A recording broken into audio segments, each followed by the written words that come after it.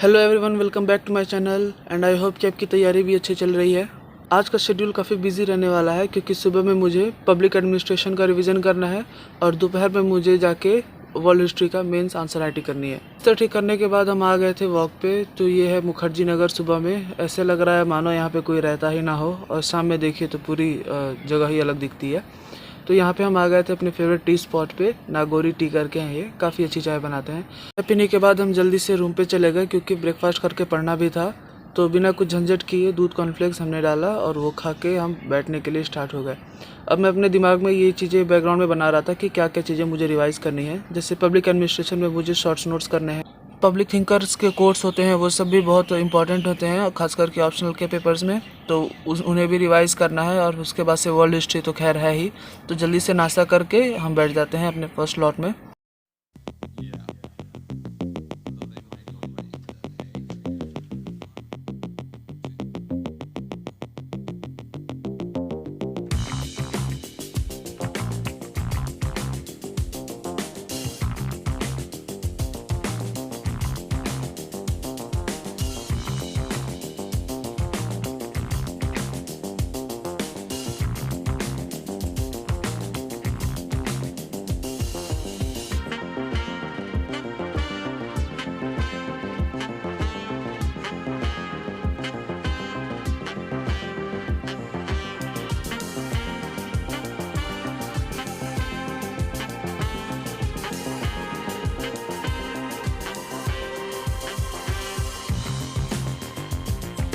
Scholars के course को एक जगह पे लिख रहा हूँ ताकि जब मुझे रिवीजन करनी हो तो उसमें आसानी हो। तो 2 घंटे पढ़ने के बाद मुझे लग गई थी भूख और फिर मैं निकला लंच करने के लिए। लंच में क्या खाना है मैंने कुछ सोचा नहीं था, बस ये था कि अच्छा खाना है क्योंकि दोपहर में टेस्ट देना है। ये तलाश हो गई ख़त्म क्योंकि हम आ गए हैं छोले भटूरे खाने के लिए। तो भाई ये ऐसी चीज़ है ना कि छोटे हो या बड़े हो हमेशा ही आपका मन खुश कर देती है खाने के बाद। मेरा सीन कुछ ऐसा है ना कि मेरे दिमाग और पेट के तार कुछ ज़्यादा ही जुड़े हुए हैं। तो जब भी मुझे टेंशन होती है या जब भी मैं खुश होता हूँ तो मेरा ये है कि मैं कुछ अच्छा खाता हूँ, जबकि ये भारी होता है खाने पे। और मुझे बस इस बात की टेंशन हो रही है, खा तो लूँगा मैं, कहीं ऐसा ना हो कि टेस्ट देते देते नींद ही आ जाए मुझे। लेकिन खैर इतना भी नहीं होना चाहिए। तो अब इसको खा के हम वापस चलेंगे रूम पे। अब रूम पे वापस जाते समय मुझे कुछ ऐसा दृश्य दिखा कि मुझे एक कहावत याद आ गई कि ऊँचे लोग उसी पसंद।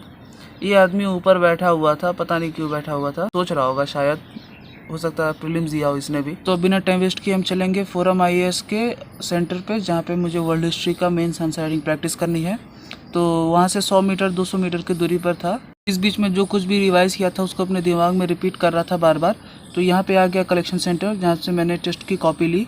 1.5 घंटे का ये टेस्ट होता है जहाँ पे मुझे 10 क्वेश्चंस लिखने होते हैं। मेरा ये जीएस का पहला मेंस आंसर राइटिंग है तो थोड़ा नर्वस सा भी हूँ।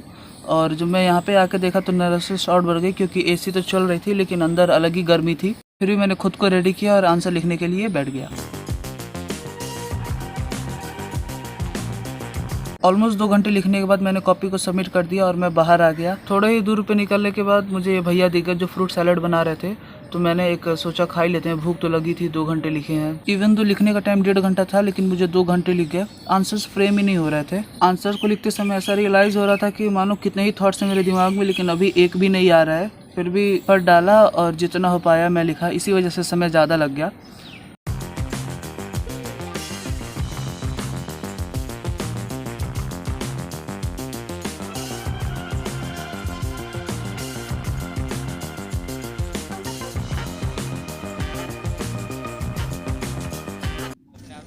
तो गाइस शाम हो चुकी है, हम बाहर निकल चुके हैं, कुछ सामान लेना था हमें। इधर बारिश हो रही है 1-2 दिनों से तो ठंड लग रही है, तो ऐसे कुछ बेडिंग्स वगैरह लेने थे, चादर वगैरह लेने हैं।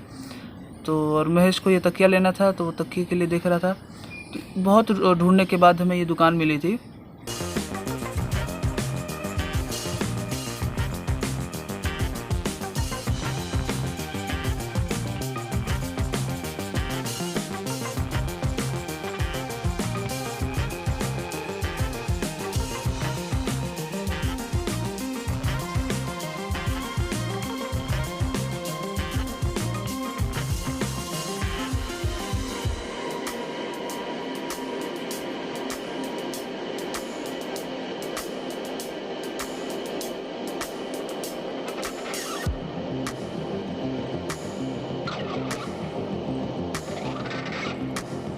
मुझे पर्टिकुलरली कॉटन का ये चादर चाहिए था, इस वजह से हमें थोड़ा और देर लग गया ढूंढने में, लेकिन मिल ही गया आखिरकार।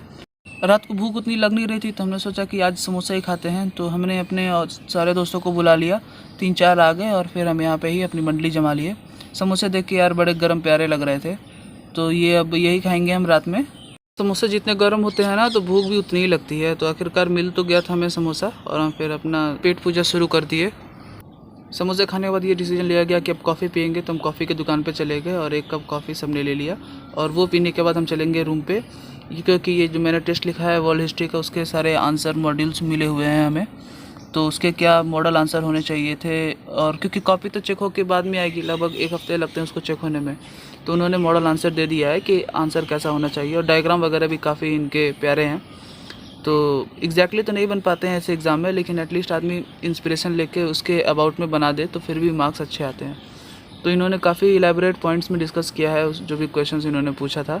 और जो कॉपी को चेक करके देंगे उसमें फीडबैक भी देते हैं कि कौन से पॉइंट्स आपको ऐड करने चाहिए थे, कहाँ पे अपने टाइम वेस्ट किया है, और टाइम मैनेजमेंट का भी इशू जो मुझे हुआ उनको वो भी उसका कुछ सोल्यूशन देंगे। तो इसको सी थ्रू करने के बाद मुझे कल के लिए प्रिपेयर होना है, क्योंकि कल मुझे पबैड का टेस्ट लिखना है जो कि मैं आज रिवाइज कर रहा था। So good night and will meet you in the next vlog.